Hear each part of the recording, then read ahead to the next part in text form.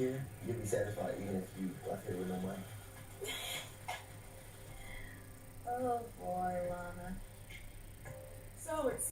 And welcome to Little Black Book. You know what time it is. You know what time it is. I'm talking to you guys about Shonda and Sharron and Rhonda. And we're going to talk a little about this body language going there. Alright, guys. If you're new to the channel, make sure you like. Woo! If you're new to the channel, make sure you like, share, subscribe, click on that bell button for notification of the uploads, baby. And for those of you returnees, you ain't got the minerals. I was off in it. You ain't got the minerals. No, no, no, no.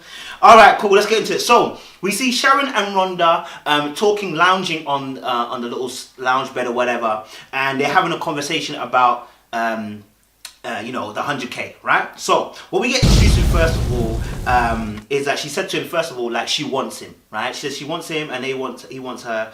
And I want to let you know, listen, this whole show, again, I want to reiterate, if you've heard watch my videos, you know I keep talking about it. Sex is about desire. It's about wanting.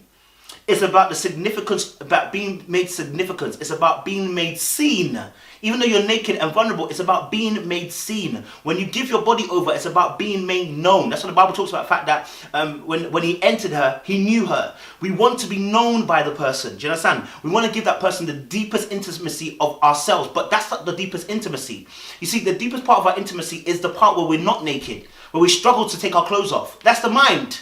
You understand? The deep things that you think, the things that you've experienced, those are the things that are in our minds that we struggle to be naked about, right? But cool, they're talking about this on the lounge bed, right? What's interesting is that, you know, when Rhonda says these things, she's not actually looking at him. It's just that you want me and I want you. But if you say funny, then... You know what I'm saying? And then he also is also looking straight ahead as well. So at this point, nobody's addressing anybody, right? And then he says, if you say, okay, so then, sorry, then obviously she's not looking at him, he's not looking at her, they're looking straight ahead. And then they say, obviously, if you say F the money, then, right? At that point, there's nobody looking at anybody, right? Everyone's looking there straight ahead because it's a conversation which really isn't, it's a tense thing to be saying because nobody wants to really break the rules first. Who wants to be the one to ignite the breaking of the rules? You understand? Someone's got to do it, but nobody wants to be the one to take that heat, you understand, first. So no one's looking at anybody at this point, right? And let me tell you something, you know, it's going to be a no-win situation, right? In the sense of, if he says the money, yeah, because he's talking at this point, he's talking about breaking the rules, right? In comparison to the 100K, right? And I'm saying to you that there's no win situation in it, look, because you don't know what her mind is really thinking. So for Sharron, there's no win here, and the reason why I'm saying that is because if he says the money, right? He says the money is important, then and they shouldn't break the rules. What he's actually saying, in some sense, is you're not important enough for me to take that risk to do this thing and lose 100K. You're not worth that risk. Do you understand? Now, if she's thinking along those lines, it's wrong because that's how she might process it. Another way that she may process this information is this: if he says, "Listen, I want to break the rules for you and F the money," it's like, what? Can't you wait? Can you not wait? You know, it's like, you know, can you not wait? Like, this is, I mean, do you need to have my body that much? I mean, I'm still with you here. So if she's thinking one of the two things, or even thinking both, you can't win. Do you understand? This is a trick question. Do you see what I'm saying? But she will follow the lead that you initiate. Do you understand? She will follow the lead that you initiate. And that's what we see. All right, cool. So, and again, I want to just make sure as well, you notice as well the very intimate touches that we see in the very beginning. So you see her. Understood you much. Like, I still like to be touched. Like, she never said we couldn't touch. We couldn't, like, huddle. So you want to talk about all this shit? Kind of stroking his beard, her hands on his chest, you know, their legs are intertwining. All of this is very physical, intimate stuff. Remember, I said this about the first review I did about them, that the first one, they were intimate again, but obviously they kiss at the end. In this particular case, there's no kissing, but they're very intimate. Do you understand? Again, because they're staying on this particular path here, if they can then begin to seep into emotional intimacy, this can be a long-term relationship. Do you understand? This could be a long-term relationship. But if they don't, and they stay in a physical intimacy where they're talking about how they want to get sexual all the time, they are not going to be in a long-term relationship. It will not work. You understand? Anyway, processing that. So now, obviously, when you're talking about breaking the rules, Rhonda actually turns to him face to face and says, "You got to be sure." This is why I made the point about the fact that he can't win because you don't know what necessarily she's fully thinking. She could be thinking, if you say you don't want the money, then you just want my body, or if you do want the money, am I not worth it? Am I not worth breaking the rules? You don't know what she really be thinking. But here she says quite clearly, you gotta be sure. Now listen. I said to you, sex is not free. Sex is not free. I'm going to say it again. When you give your body, you can't give it in exchange for commitment. It doesn't work like that. No, but we don't think like that. Do you understand? Man, them don't think like that. In fact, they ignore that. They see that as a sign. They ignore it. They know, but so long as you don't say it, we can still move free. You understand? So now, when she says you got to be sure, what she's saying to him really is this. Look, if you're going to break the rules, it's not just about breaking the rules for this little thing that we're going to do, Though she hasn't said, listen, I want commitment. She hasn't said it. She hasn't said it once. But there's an allusion to it. There's an alluding to it when she says you got to be sure.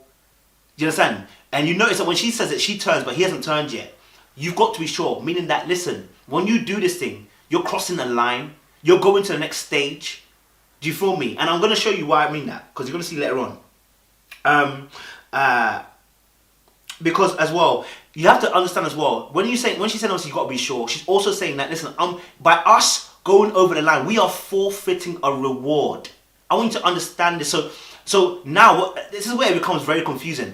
We're forfeiting a reward to cross this line. It must mean, and in her mind, it can be this. It must mean when you cross that line and you want to cancel the reward, that you actually want me. But he might not be thinking that. He's probably attracted to you and wants sex because there's an opportunity for it. But in her head, she may be thinking, you cross this line, you're forfeiting a reward. So, this is also, there's a hidden expectation behind it, which is, then he must want me. It's different. Sex and wanting, two different things. And this is how men separate the two. As unfortunately, sometimes with women, they put the two together with sex, desire, and want. It's like, you want to be desired, but you don't necessarily want to give away sex. And the man understands that, but he's like, listen, I just want sex. But I know that for you, sex might mean desire and wanting, and there's a commitment twinge behind it. Do you understand? Cool. Then he wants to make her feel comfortable. So what does he say? He goes, memories are worth more than 10,000. I think memories are worth more than $100,000. You know what I'm saying? Worth more than 100,000. Is it? Are memories really worth more than 100,000? Is that what you really mean? Is that what you really mean? Yeah, is that what you really mean? Or is it that you're willing to say those bars because so long as you can get what you want, you're happy for it? And see, this is where I want you to exchange this line for something.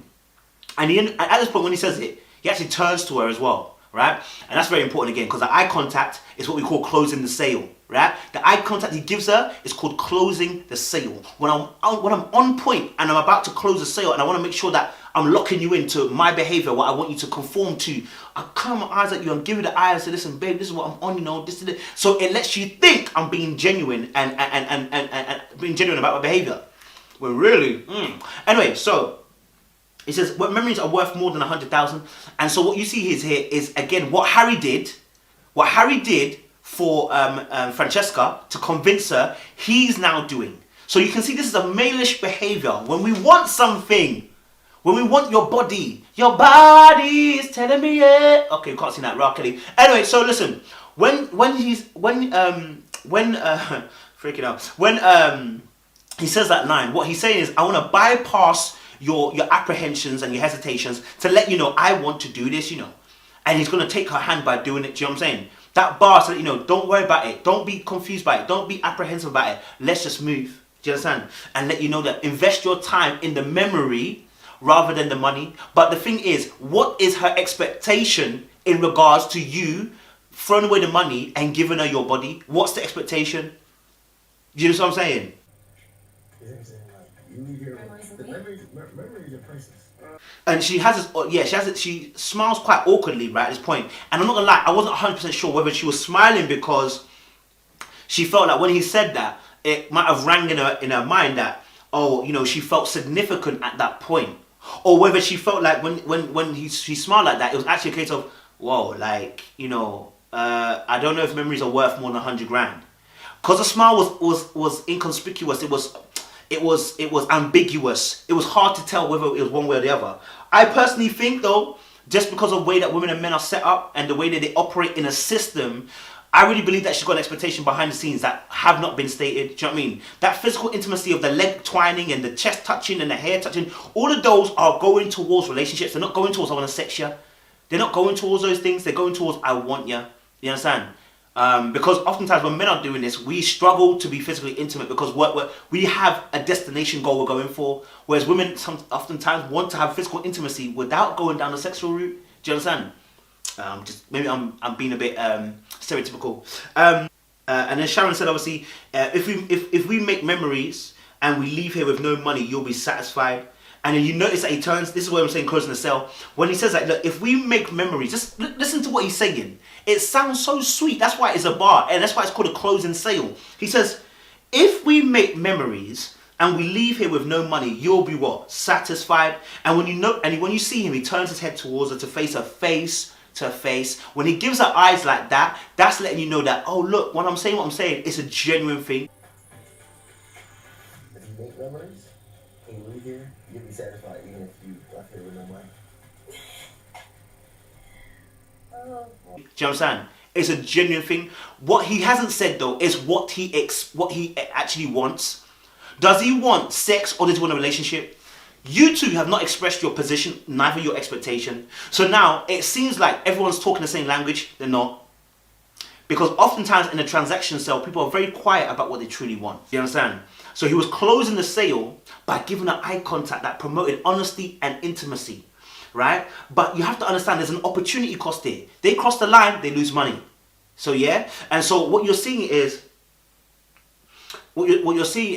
that he's very smartly playing on the grey area that we call, which is that no one stated what they actually want. And I want to just say as well that she's going somewhere that he may not be going, and I hope he is going there. When they were in the bedroom and she was sitting on the bed, and David was beside her. Bearing in mind, David's been, was grabbing her buttocks in episode 1.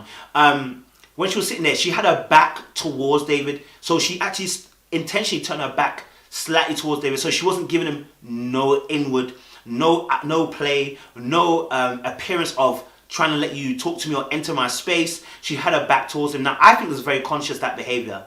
I think it's very, very conscious. Why? Because it's like she was showing a loyalty. She can't get involved with him anymore. She's already center focused her eyes on Sharron. Do you understand? So if this item was just about sex and people were just about sex, why not people just be open and just have sex with everybody or even develop relationships with everybody? Do you understand? Why not entertain more than one person? It's because people have hidden expectations. That is why they don't entertain more than one person on the show so far. So far. So yeah, again, I'm just going to say it and leave it there. So guys, remember I always say this, listen, think before you do, don't do before you think. I should be thinking about what you've been doing. I appreciate you guys. Say lots, say loaded.